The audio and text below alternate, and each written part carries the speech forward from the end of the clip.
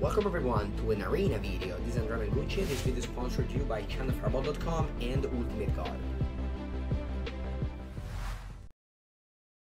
Hello everyone and welcome to another video for my YouTube channel. I am Andrea Mengucci and today I want to start a project where every Monday I'll be analyzing, highlighting, showing to you, kind of like going through 3 decks that did well, top 8'd or stuff like that, an important event in the weekend of 3 different formats: modern, historic, and standard.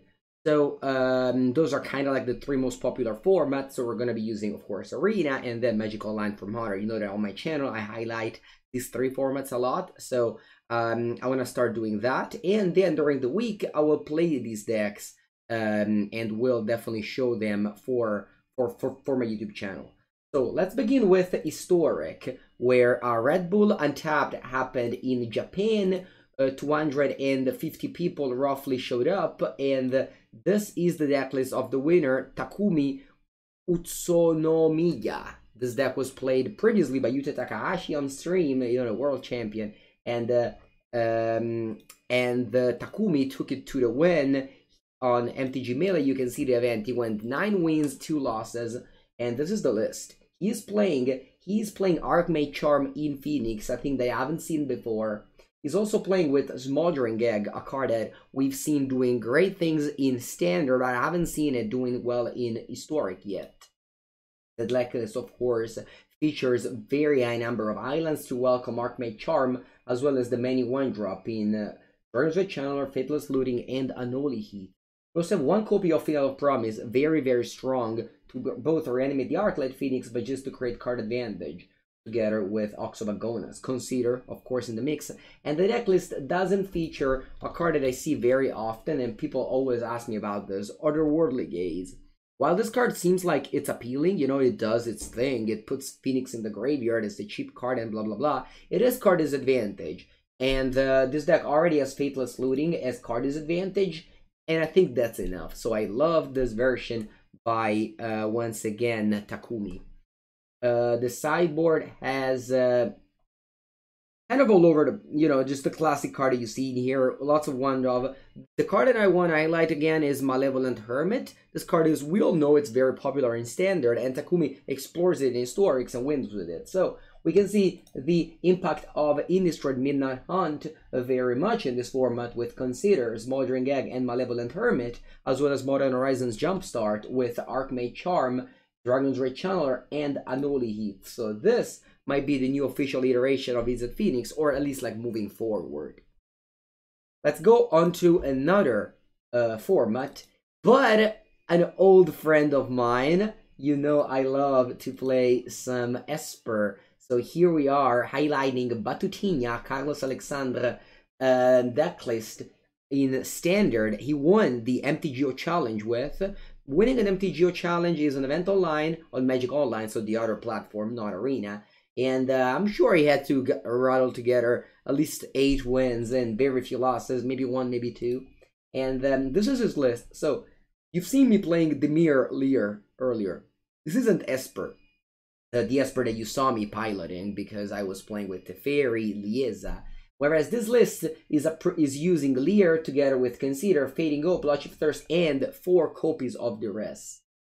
This is most likely the strongest iteration of a control deck, because it is using the powerful card Lear, Disciple of the Drowned, which make you unable to use counter magic like Saw It Common or stuff like that. The only counter magic you can afford are Divide by 0, because these just bounce the card, as well as Duress, and where is it? Go Blank. Very, very good against Izzet. The deck is playing 4 Sedgemoor Witch in the main deck. That is a very big innovation. You know, this card kind of reminds me of a Monastery Mentor, but was never really, like, used very much. But this deck plays so many cheap cards, and Batutinha decided to, you know, go ham on this card, and with 4 copies of this. I said Esper, but the deck list is basically the mirror. The only splash that we see is from Vanishing Verse, which is very important to get rid of the green card, especially the 3-mana 4/4 and Ezeka's Chariot that might, and Ranger's Class. That might be a very big problem for this deck. Only 1 copy of Celestis. That's a card that I love. I'm sad to only see 1. The mana base has not too many white sources, only 12, and it also dropped Hall of the Storm Giants in favor of Field of Ruin. And I agree with that. Hall of Storm Giant, it's sick, it's very good, but Field of Ruin is very, very important. And I'm not sure you can play Field of Ruin with less than 3 islands.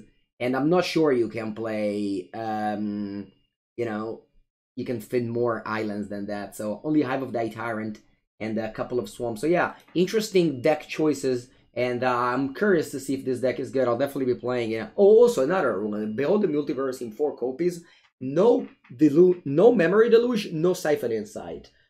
Memory Deluge is a card that not that I dislike it, but I don't love it, you know? I don't love it. I prefer Siphon Insight if I had to choose. I never consider Behold the Multiverse of the two. So, you know, in Magic very often, you see, like, you know, I played a lot with a deck, so I kind of get my mind shape, but, like, some other people win with some, you know, deck choices that I don't agree with, but I'm still curious to try it out. Winning doesn't necessarily mean that Carlos was right. Obviously, no one can actually know if somebody's right or wrong. People just, you know, like a card, maybe it fits their playstyle better, and so yeah.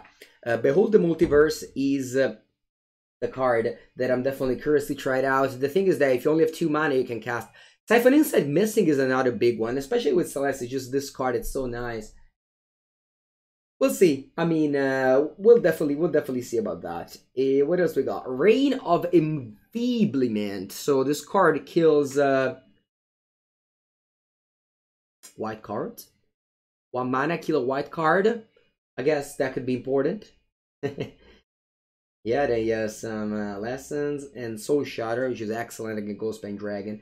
Alright, so this is the Esper Lear deck, and let's go and check out the MTGO list. Okay, so MTGO, this was a deck list that streamer Aspiring Spike won in his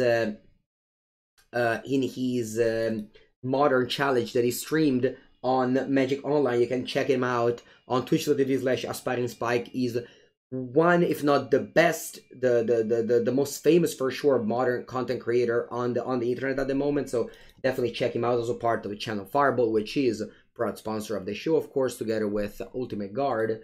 I'm gonna move my camera a little bit because you might want to see what I'm hiding under my camera, the lens that I'm hiding under my camera. So I've played Esper Reanimator. You can check it on my channel, past VOD for sure. I've played Esper a lot. I even wrote a deck guide on CFB, but my list was slightly different. I didn't feature any elementals. And now we have Grief, we have a Solitude, and we have Mole Drifter. You evoke those with the evoke cost, and you blink them with the 4 Ephemerate, and boom, you get a huge amount of value. Discard 2 cards, even 3 if you get it again the next turn. You draw 4 cards to keep the Mole Drifter. You exile 2 things. Very good. Ephemerate is strong in the strategy. If your draws come out together, it's great. This deck is lacking of Thoughtseize and Counterspell, which were the cards that I had in my original list, and it's instead banking on Ephemerate, and because of this, they don't want to play with Chalice of the Void anymore. Unmarked Grave and Persist, still to reanimate the Archon, as well as 2 Unburial Rites that you're very happy to unmark Grave and reanimate with. 21 lands. I believe I was playing way more, like 24. So that is interesting. Although again, with Grief and Solitude, you kind of like, you don't mind in like going lower of lands because you need like a higher amount of spells, in fact. Leyline, Thoughtseize in the sideboard, some Stony Silence, the 4th Prismatic Ending, and the 4th Teferi Time Reveler for their specific matchup.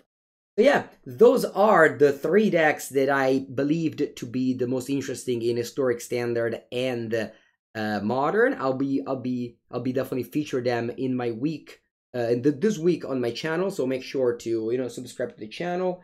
Like as well if you did, say something in the comments if you have to say something. I'll be following the YouTube channel a lot lately, so yeah, thank you everybody for watching, and I'll be back tomorrow with one of these decks that I mentioned. Goodbye.